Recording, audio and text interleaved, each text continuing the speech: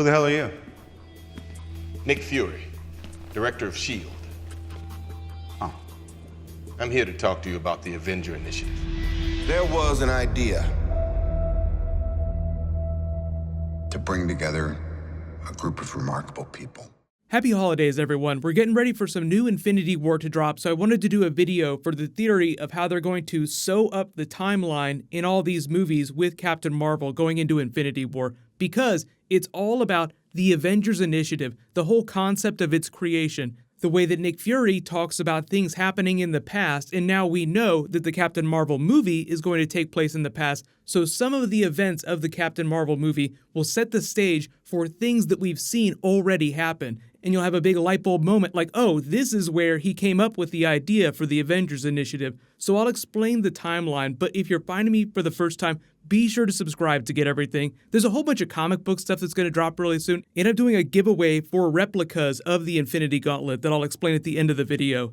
Starting with the Infinity War trailer, what is the most important thing that's said during that? Not by Thanos. Thanos has that big speech about, you will know what it is to lose. The other big thing is Nick Fury's speech about the Avengers Initiative that each of the different characters talk about. Because this is going to be the 10th anniversary of Marvel Studios, but the next two Avengers movies are meant to be the culmination of everything that this universe has been building towards since that first Iron Man movie in the first Avengers movie. So like that post-credit scene that I attached to the beginning of the video, you're part of a bigger world. It's Nick Fury telling him about the Avengers Initiative, and then he actually gives the speech during the Avengers movie.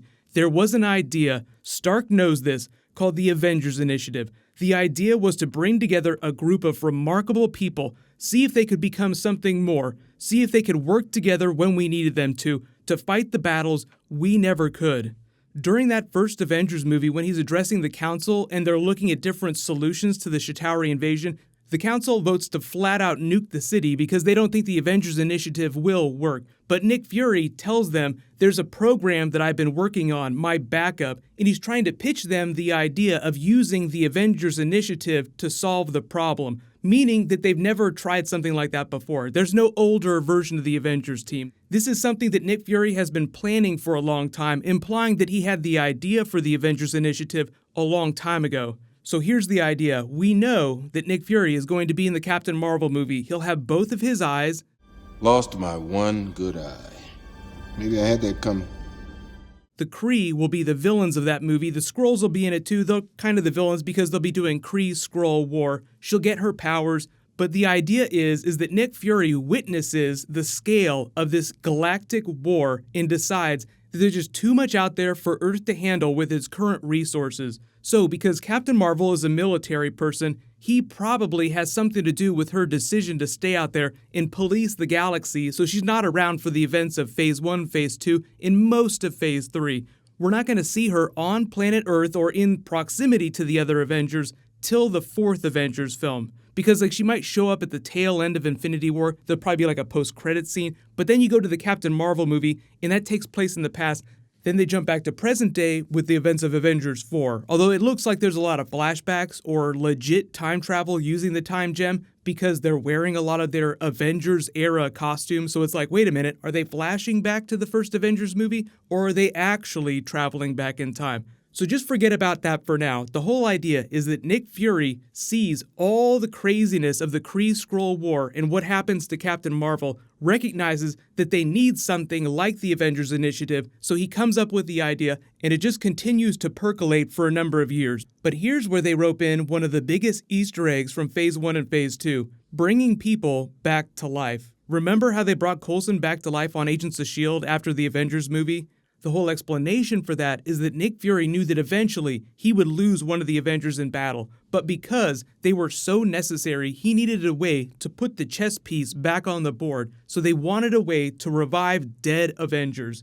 In order to do that, they needed Kree blood. So you wonder, how long has that Kree been down there? They never answered that question, but the whole idea is that now they might just use the Captain Marvel movie to explain where Nick Fury, 1, got the idea for the Avengers Initiative in the first place, and 2, got the Kree soldier, put him on ice, and experimented on him to see if they could use it to bring people back to life.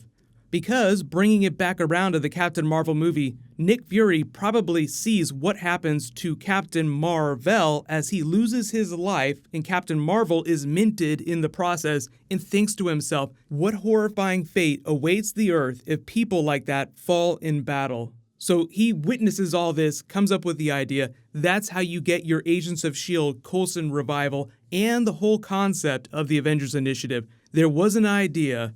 So it's really just a nice way to bookend that Iron Man post-credit scene, which was essentially the beginning of the Avengers universe. Like, they'd had Marvel movies before that, but this was the moment where they were coming out of the woodwork and saying it. Literally, we are putting an Avengers team together, even though they didn't know if they'd ever actually be able to do that. But let me know in the comments if there's any other way that they bookend Marvel Studios' 10th anniversary and that post-credit scene from the Iron Man movie. How would you want them to do it? It just feels like that's why they're leaning so heavily on that Nick Fury speech. But it's a really nice way to make Captain Marvel as a movie and a character more relevant to the creation of the Avengers. Like, she, in a way, was responsible for their creation, even though she wasn't around at the time. Like, she's still off in deep space while this is all happening. And if you're wondering why I mentioned the death of Mar-Vell, so in the comics, Captain Marvel became Captain Marvel after Mar-Vell died, the previous version of the character, so eventually she took his name. She used to be called Miss Marvel. Recently, it was announced that they were pursuing Jude Law to play Dr. Walter Lawson, who is Mar-Vell in the comics. So the idea is that he'll be a very Steve Trevor type person, inspiring Captain Marvel to become Captain Marvel eventually, but having to die in order to do that. So whatever their adventure is, it sounds like he will die like he died in the comics. They'll probably alter the way that he dies because he died from cancer in the comics, which feels like a bummer way to die in a big $150 million movie like this, so it'll probably be some noble sacrifice that he makes. But they're not actually going to start shooting the Captain Marvel movie until early next year, so we'll learn more about that by the time we're ramping up for Infinity War to drop in theaters. So for those of you asking for more Captain Marvel videos, that's probably the time of the year that I'll start doing those. There's a new round of that Infinity Gauntlet giveaway. All you have to do to enter is just be a subscriber, leave a Marvel-related comment on the video. Congratulations to the winner from my last video, Mason Shorter. Please private message me so I can get your contact details. Click here for my new Deadpool video, and click here for brand new Rick and Morty. Thank you so much for watching. Everybody stay awesome. I'll see you guys tonight.